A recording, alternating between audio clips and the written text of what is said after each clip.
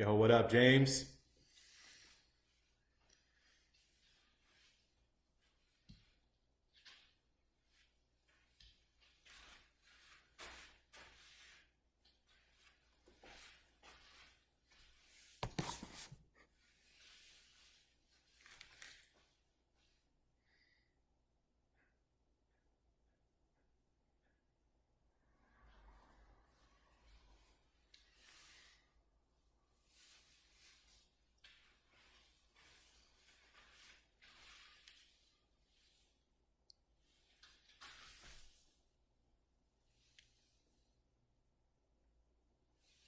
All right.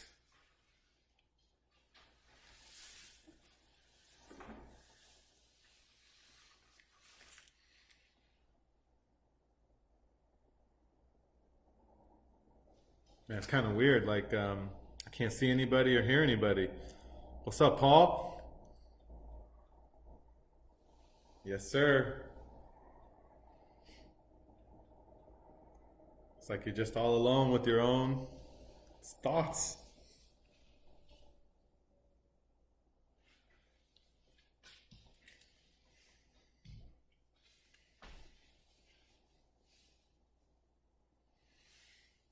Hey, here we go.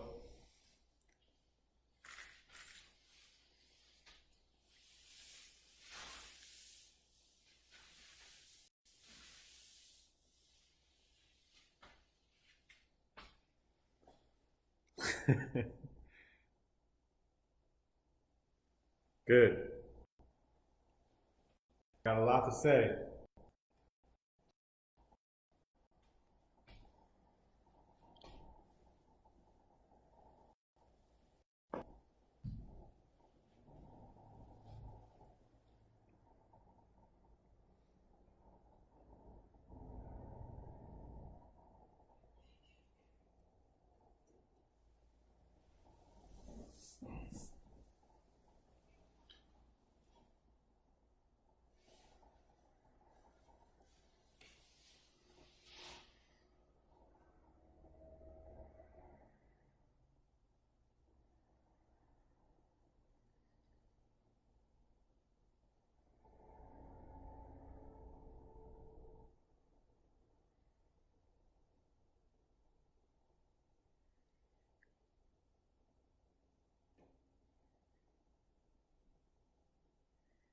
All right.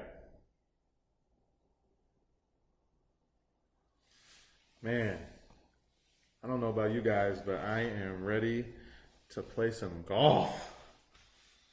Jeez, feels like this is never gonna get back to normal here. But here we are.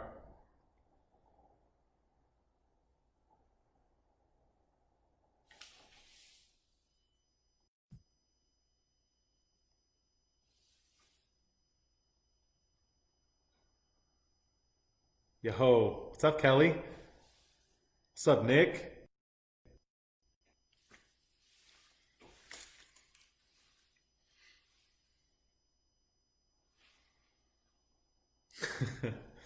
We're ready, man.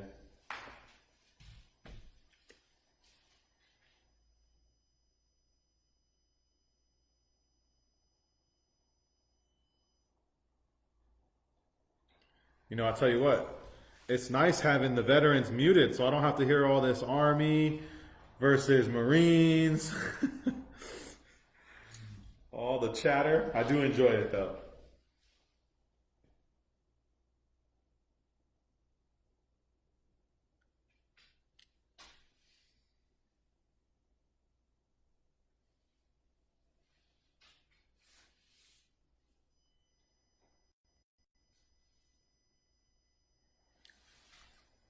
All right, so I figure we'll give everyone 4 or 5 minutes to log in and go live with us.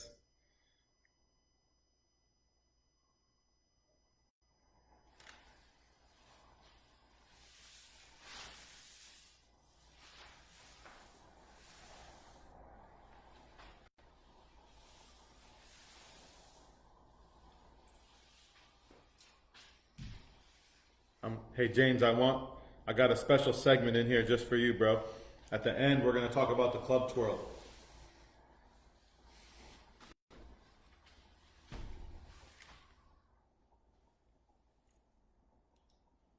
Maybe you could lead that class.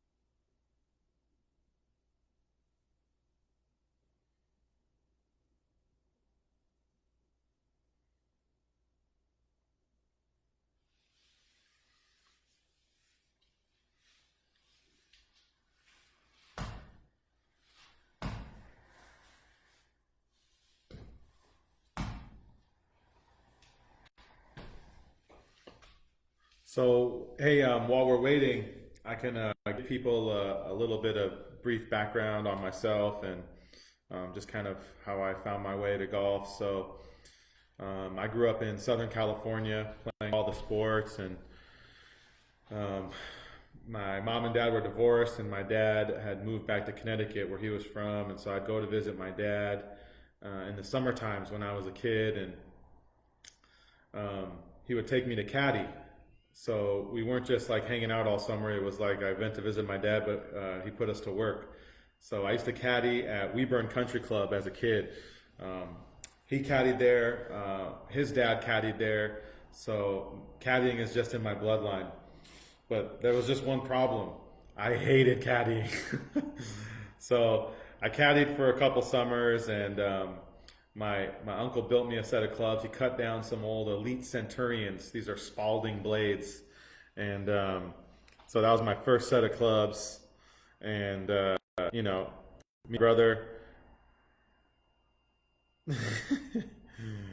So me and my brother would hit balls into our backyard and try to knock out animals with golf balls, and we actually started liking it. So there was a little muni course right near my house called Balboa Park Golf Course in San Diego, and me and my brother would walk there every day after school. They had a 9-hole and an 18-hole course, and the 9-hole was kind of an executive course, and that's where we played every day after school, this Balboa Park executive course, and we played with everybody. Like we played with like Jamaicans, construction workers, surfers with no shirts, just playing in sandals. It was just a Tiger at that time was blowing up. This is probably in '99, 2000, and so everyone played golf. It was this huge wave of golfers in Southern California, and so me and my brother we caught the bug at that moment, and there was something in San Diego called Pro Kids Golf Academy, and I was at a course named Colina del Sol, and I believe it was the very first tee program.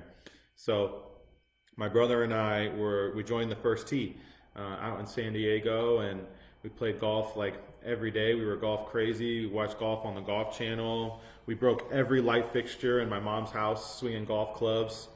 My poor mom. Um, and lo and behold, here I am, a PGA professional 15 years later. So I kind of progressed my career as an assistant pro. I went down, I taught at Jim McLean down at Doral, and I worked for Sam Wiley at Weburn a little bit in the golf shop, and I worked at the Tuxedo Club and Greenwich Country Club for Andrew Bruce, and so I just recently accepted a job here at the Golf Performance Center in Ridgefield, Connecticut, doing some custom club work and some coaching. So I'm really excited to be here with you guys and share some stuff. Golf has, if it wasn't for golf, I mean, I don't know where I'd be. So it's given me an amazing opportunity. It's really been a godsend for me. So I don't have a college degree. I'm a golfer, man, and so I'm so eager to share this game with everybody. It's a pretty simple game, but it's got some pretty complex consequences. So it can really help people and really change someone's life.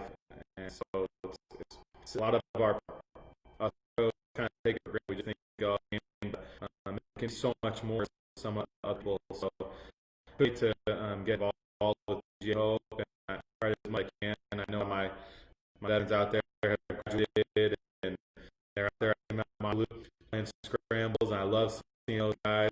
So as soon as it's like 5:06, maybe give them a few more minutes, and we'll get going with some swing tips.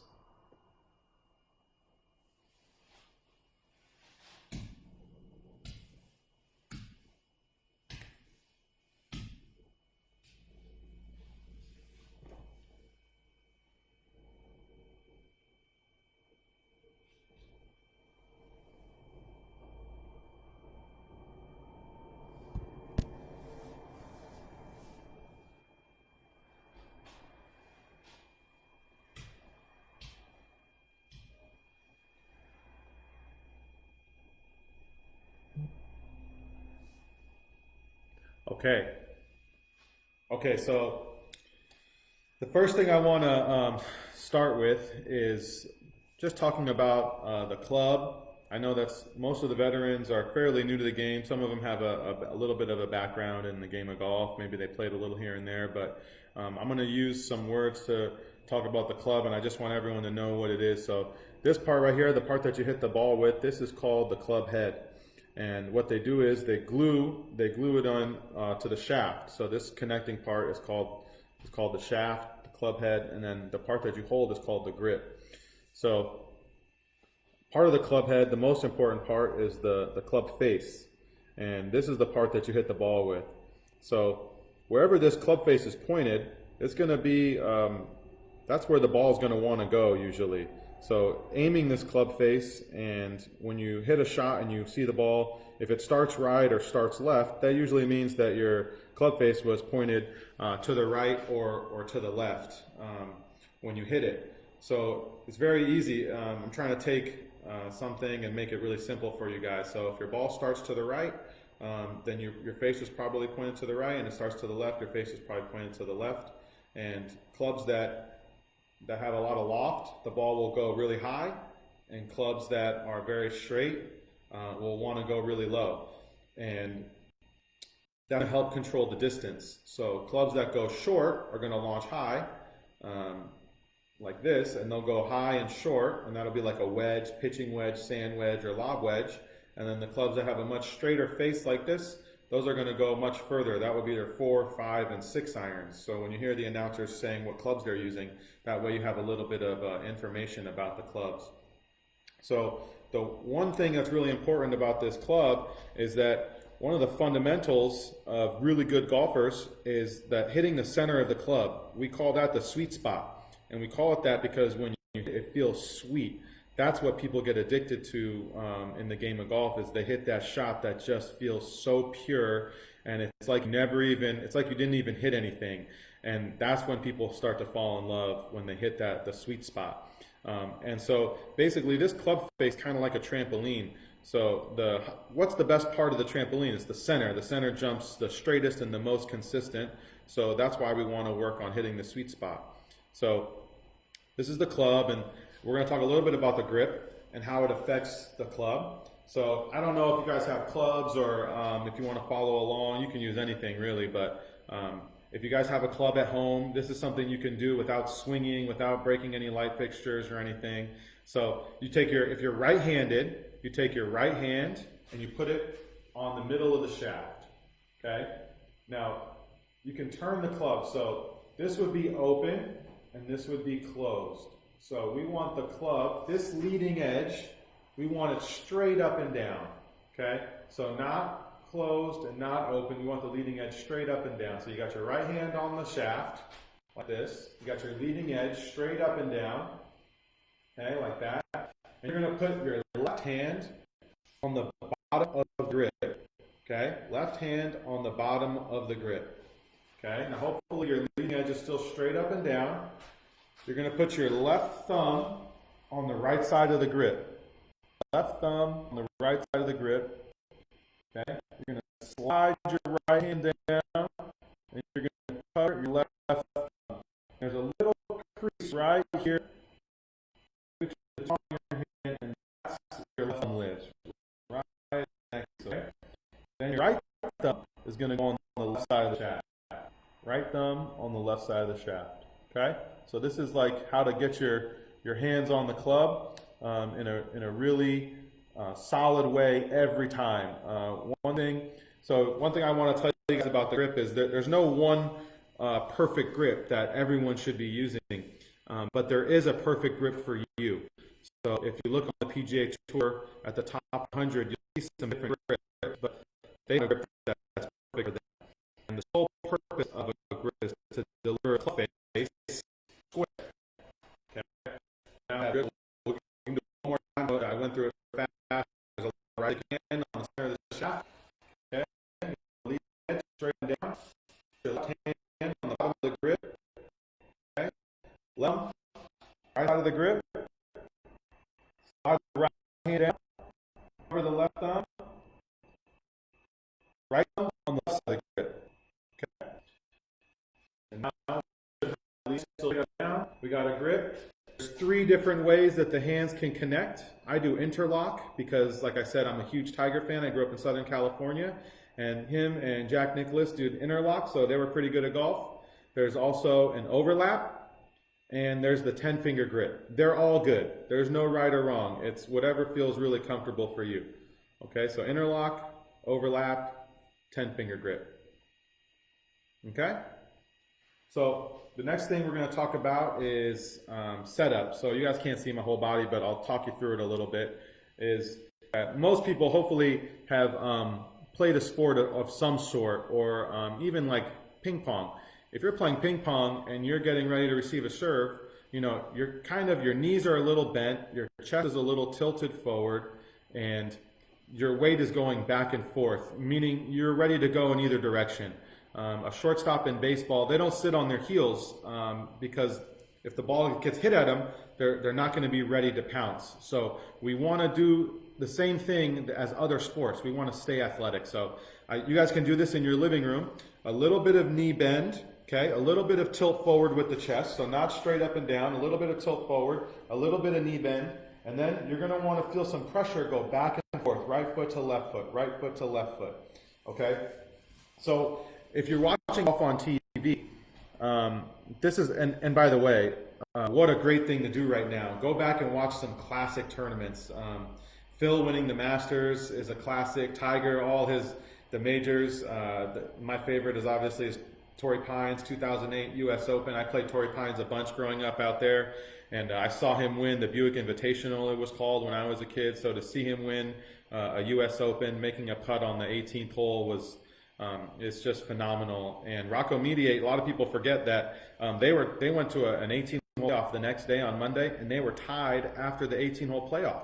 So Rocco Mediate took Tiger to the ropes and beat him in a U.S. Open at basically his home course. So I would encourage everyone to go on YouTube, and you can just search for final round in majors, Masters final round, U.S. Open final round, and watch these guys. Watch the way they set up to the ball. So one thing you'll notice is as they're, I'll do it up here, as they're setting up to the ball, they're re-gripping the club and they're waggling the club head, okay? And they're moving the pressure from right foot to left foot. So they're about to strike a golf ball in a major for millions of dollars, and they're not being still. So I want you guys to, instead of what I see a lot on the lesson tee or when I go teach beginners or anybody really, I see a lot of really still people locked in on the ball, trying not to move their head, focusing really hard. I see a lot of like gears inside the head is what I picture turning. Okay, but that's like the infielder who's not ready. You're not going to be ready to do something athletic. So what I want you guys to do, you can do this in your house. You can grab a club on the kitchen floor and just waggle the club head. I'm doing it up here so you guys can see, but what they do is they do it right behind the ball. So we're going to waggle the club head, and we're going to feel the pressure go from right foot to left foot, right foot to left foot. And one thing that stands out when you start to separate pros and amateurs is amateurs get really stuck on the ball. They almost never look at the target. So if I could walk you through what an amateur looks like, it looks like this. Really still, really focused, and never looking at the target. And this would be like the way a pro would look. Waggling the club head, re-gripping the club, and looking at the target. Ball, target, ball, target. Okay? Usually if you watch golf on TV, you'll see them do at least 2 looks at the target. And then when I am teaching, usually I see amateurs, most of the time they do no looks at the target. Once they take their setup to the ball, they're only focused on the ball. So that would be like watching someone go play darts and they're staring at the dart instead of looking at the dartboard. So to put it in perspective. Basketball players look at the rim when they're shooting. Pitchers look at the catcher's glove when they're pitching. So in golf, we want to stay focused on the target as well. We don't want to just be all consumed by just the ball on the ground, okay? So I touched on this a little bit on our PGA Hope Hangout, but here's a little drill you can do at home. You can use a club, and you don't have to break anything in the house like me, like I did as a kid, but you just take a club and you cross your arms, you cross it across your chest just like this, and you hold it here, and you can get in golf posture like this. And I like to put, I'm a right-handed golfer, and I like to put the grip on my left shoulder. So that'll be good for a right-handed golfer, grip on the left shoulder. And so what I do is, I take my backswing, and I try to get this grip, scoot back a little bit. I try to get this grip pointed a little bit towards the ground, just on an ever so slight angle. So one thing that we don't want to do, a really easy checkpoint for you guys, is we don't want to turn the shoulders really flat and level like this. This is what I see a lot. And we don't want to turn the shoulders straight down like this, where the club is pointing straight to the ground or straight to your toes. Okay? You just want it on a little angle. Okay? And that's something really easy you can do at home, that hopefully you don't break anything.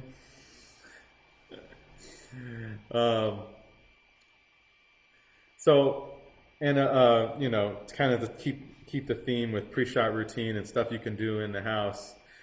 What you'll notice is that the really, really good players, the best ones, or I should say the ones who are playing their best, they have a pre-shot routine. And this pre-shot routine is the same every time. If you watch Ricky Fowler putting, Ricky Fowler, his putting routine is like identical every time. You could time it, it takes the same amount of time every time, and he's one of the best putters in the world. So one thing I want you guys to keep in mind is that as you're learning and growing and you're going to play, you want to develop a routine. And there's no right or wrong routine. It's just that you do the same thing every time. So my routine is I get behind the ball, I take a practice swing, okay, I put the club in my right hand, and I walk into the shot. I lay the club down behind the ball with my right hand, with my right foot, also stepped in. Then I bring my left foot in, and I grab the club with my left hand. Then I have both clubs. I waggle, I look, waggle, and look, and then I go. And I'm going to do that routine every time, every shot, no matter what. And really the purpose of that is, it's your armor. So when the pressure comes and you start getting nervous, or if someone that you want to impress walks up to the lesson tee, or maybe there's a guy that you know, likes to bust your chops and make dollar bets in there. So you stick to your routine, and that will protect you from doing something out of the norm. You focus on your routine, so that way you don't focus on the results or the outcome. Okay, so golf is a really tough game, and I think that the more that we kind of expect that, the better we're equipped to handle it when we go through adversity. So I'm going to give you guys a little bit of a drill that you can do when you're doing your practice and you're watching golf on TV and you're doing your pre-shot routine when you're hitting balls in the backyard or wherever you go right now. But I'm going to give you guys a little sample of kind of the inner monologue of amateurs and the inner monologue of tour players. So an amateur inner monologue sounds probably something like this, okay? So they're getting ready to hit the shot. Oh man, what is this? My 7-iron? God, I hate the 7-iron. Oh man, I can't believe I missed a putt on the last hole. Jeez, I always miss those putts. And Frank always bets me $1. Oh God, here we go. How far is it? Oh, 146. I hate that yardage. All right, I got my 7-iron. Here we go, 146. Man, this guy always talks in my backswing. And then they hit it. They swing, and it's not good. Okay, so if you notice, there was never any talk of the target or good self-talk. So a pro's inner monologue would sound a little something like this. All right, my target is that tree. Okay, my target is the tree. I'm going to aim my club face at the tree. Now I'm going to aim my body at the tree. Okay, and now I'm going to have great rhythm. And they'll swing and they'll hit it. And so the difference there is really important for you guys to know that, you know, you want to keep your brain focused on where you want the ball to go and never where you don't want it to go. So if you step up to a tee box and there's water on the right side and you're in your head, you say, oh man, don't hit it in the water. All your brain heard was water. It doesn't hear don't or do or anything. It just hears water. Instead, when you walk up to that same tee box with water on the right side, you're going to say, my line is that tree, or the electrical box, or whatever your line is. Always focus on where you want it to go, and never where you don't want it to go. So that really helped me in my career and in my golf, is kind of taking, it doesn't matter, every shot I'm going to have a target. And so it doesn't matter if there's the Sahara Desert out there, if I have my target. It doesn't matter if there's water, bunkers, every shot, I have a club in my hand is a chance for me to hit my target. So that's what I want you guys to do as you're progressing in your golfing career and you get out there and play. It's hard, man. Sometimes there's guys that bet $1, and that sometimes that'll get you worked up. And Michael Jordan plays for a lot of money, and he's got a famous line that he'll play for whatever makes you nervous. So he just wants to see what happens when you're nervous. And I think that what a great opportunity to see what you're made of is I mean, you might not succeed in first round or in first try, but as you progress, you'll break down that barrier of nerves. And when you do, it's amazing feeling when you make the putt for $1, or when you hit the shot over the water that maybe you haven't hit over the water yet. And so these little milestones in your golfing journey are, hold on to those. Those are like little major championships. I always tell people, like, you want a championship, like that's it. You make a long putt for birdie when you make sure you won. When you're over water, you're hitting it over. So try to make for that. The brain focusing on the negative hit, on hit bad, and for some reason on the hard, you focus on bad ones. So I'm here to tell you on the good ones, let go. The good ones should have the most weight when you go out there and hit some shots. Sometimes if you don't see one real shot you hit, that's the one to focus on. That really great feeling. You hit it, you saw it, you watch it fly there. That's what you need to focus on. So, and check to see if there's anything. Okay, we're good. I got a couple questions. General philosophy is that one, be fun. The game, and for me, game fun. It's like when darts or anything else, it should really make two upset. And so I want you guys to know that tour players, they don't hit every shot perfect. They miss a lot of shots. They're just really good at getting up and down and punching it from the woods, and kind of expect to hit bad shots. I think that my connection's not that great. Expect adversity is what I'm trying to say, and be ready for it. I look forward to the adversity. When I lace up my shoes and I go get ready to go play with members or in a tournament, I know that I'm going to hit some bad shots, and I'm going to have to kind of improvise a little bit out there at some point during the round. That I'm going to have to punch one out of the woods, or make a good par, or do those kinds of things. So that way, when I do hit the bad shot, I'm not mad. I'm ready for it. I'm like, okay, I knew that there was going to be a shot or two that I was not going to hit perfect, and what a great opportunity to show how I can bounce back and to show that I can handle adversity. You can learn about someone around a golf. See how adversity is either positive, negative, self-talk, or see if or anything like that. So I want you guys to get the opportunity to go out to show your character, show your passion, focus. So I believe that golf is a sport, and we're trying to be athletic. I don't like really rigid movements. I don't really like focusing really hard on ankles and wrists or elbows or knees or anything like that. I like feeling a fluid motion. I like feeling balanced and having good rhythm back and through, and being able to hold your finish when you're done. I think as you're learning with beginners, something it's really simple, but it has really complex consequences.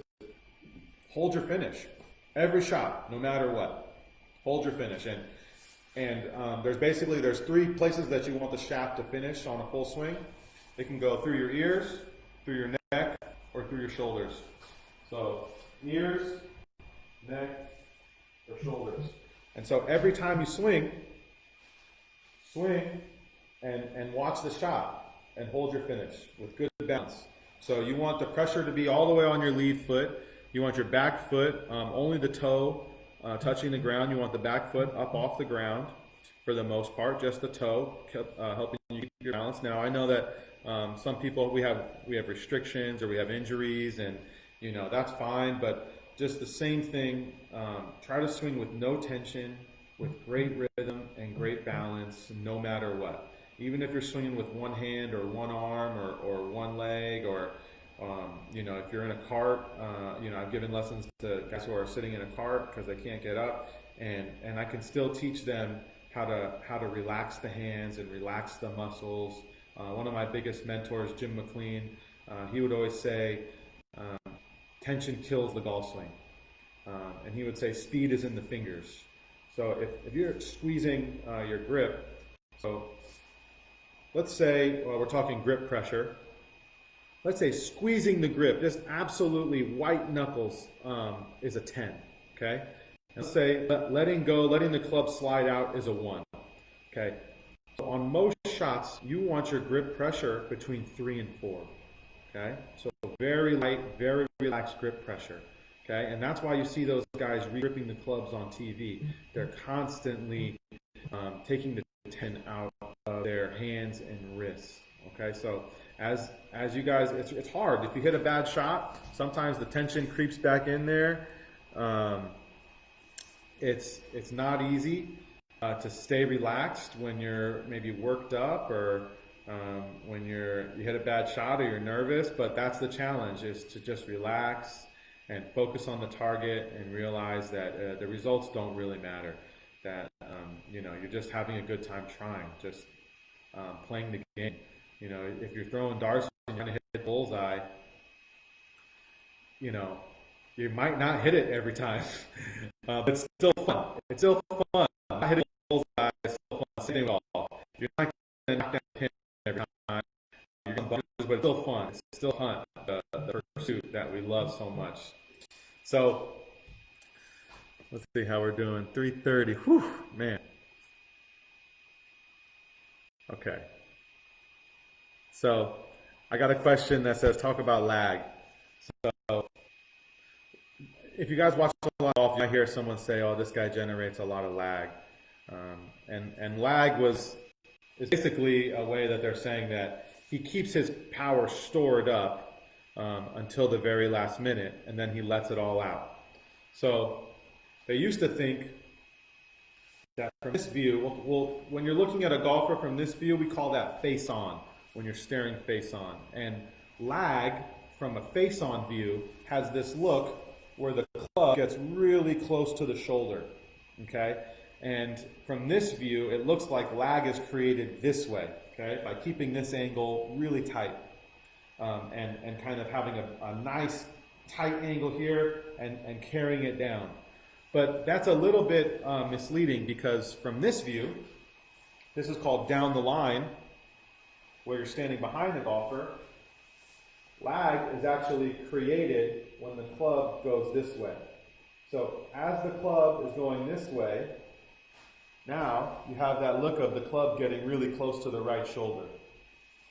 So they're not pulling the grip down like this, because what that does is that makes the shaft go straight up and down. What they're doing is they're actually lowering the club head behind them more. And that's what Sergio Garcia does, that has that look of a lot of lag. And Victor Hovland, Cameron Champ, these guys that hit the ball a mile, is they're lowering that club head on that angle. It's not this look. Okay? So I hope that helped clear up the lag question. But let's see what else we got here. How you guys doing out there? We good? You guys hanging in there? Hanging tough?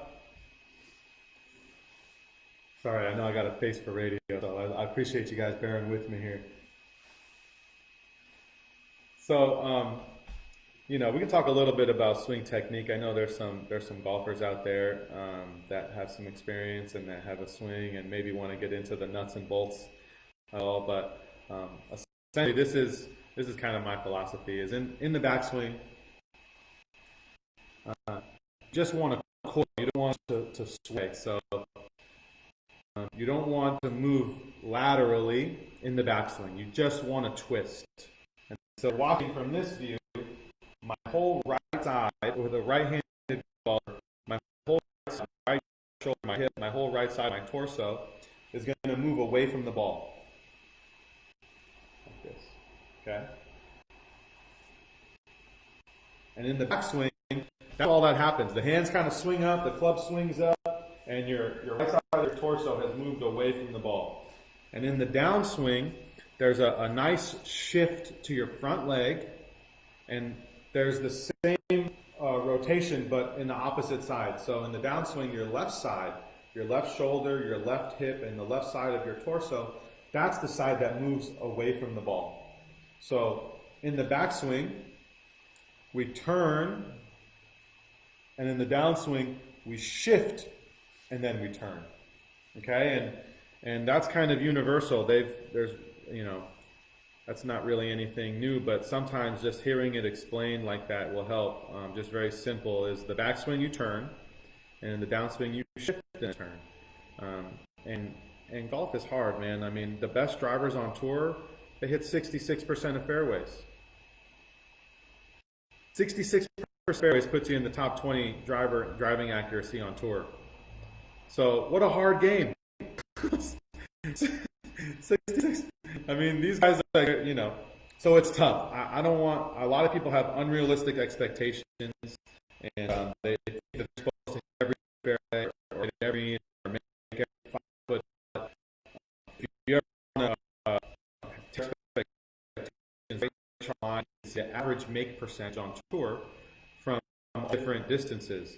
And so basically, there's no 100% outside of 3 feet. So at 3 feet, they make 99% of putts. So the best players in the world are not even 100% from 3 feet. So at 4 feet, it drops more. 5 feet, it drops more. So if you miss a 5-foot putt, don't beat yourself up. Just know the best players in the world have 5-foot putts, and they miss 5 putts. And they used to say, like, oh, you should 3-putt. Well, there's a lot of 3-putting on tour. You can look at the putt percentage on tour, and once you're outside of 20 feet, I mean, there's quite a bit of 3-putting happening on tour. So, don't beat yourself. Beat yourself and, it's a game.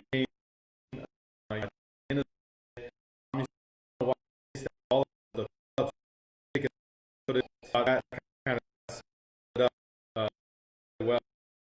There's a great you're on YouTube and you haven't seen the all the about and you keep but it's kind of true. It's hard, it's difficult. I think I can give you guys one more drill, and this is just a drill that we do for everyone. When I worked at the Jim Clean Golf School, we did this drill in every school, every day of the school. Didn't matter the age of the student, it didn't matter the level of golfer. It was a great drill for everyone.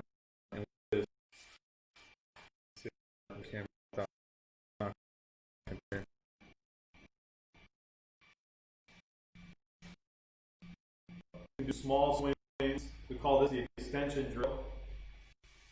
And you just hold your club just like this. Both arms extended, club down, pointing towards the ground. So small swings, maybe a little 3/4 backswing to this position right here. So wrists, if you're looking, all of this angle is going to be out. So your forearms and the club are going to be lined up together, just like this.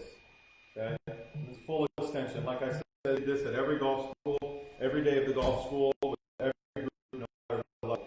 And all this is doing is getting us to be relaxed. And so muscles are tense, they're short, pull it in, pull it in, golf, actually, muscles are so this drill, we want to be relaxed, really relaxed.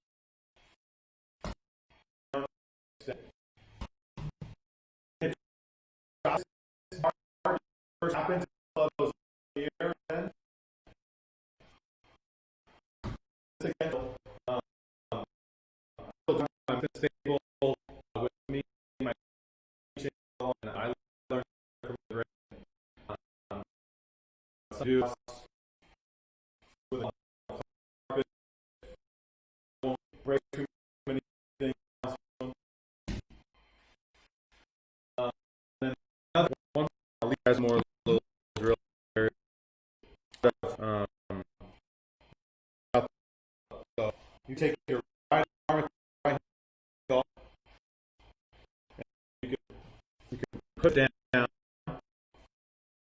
your right arm, and palm to be target.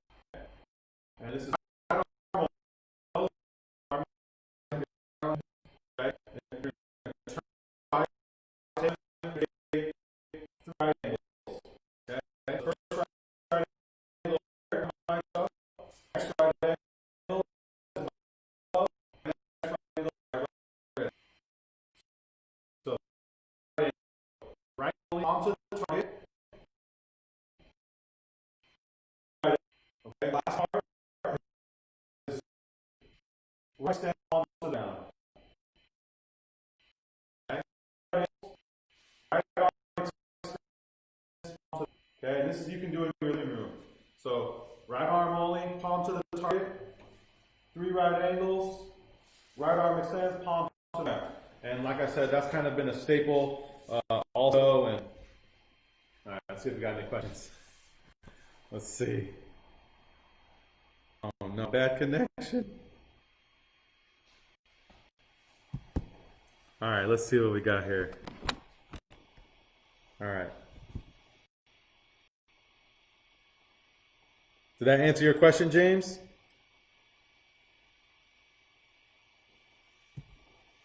All right. Okay, so I had such a good time on here with you guys. I'm sorry if I had a little bit of a poor connection, but you know, hey, listen, I'm here. I want to be a resource to you guys, and you can definitely reach out to me directly. You can reach out to Kelly, and they have my contact information, and I'm happy to help and happy to give back. Like I said, this game has done so much for me, and I'm happy to back, spread the game, it, and bring to others that has me. So, Paul, you want to listen, man. So, you know, with that being said, I just want to thank everyone for coming on here and watching me and putting up my video, and looking forward to back there and seeing the guys that are in, and you know, some of the best, most fulfilling stuff I've ever done in my career is PG Hope. So, you know, kudos, thank you to Kelly. Kelly's unbelievable. She really does this thing on Rockies, and James. It's so good to see how well this has exploded and taken off, and just I feel so lucky to be part of it. So thank you guys so much for coming here and watching. Hopefully this gave you a couple things you can work on or look for when you're watching golf, and hopefully we'll see you out there outside on the course. Okay, take care.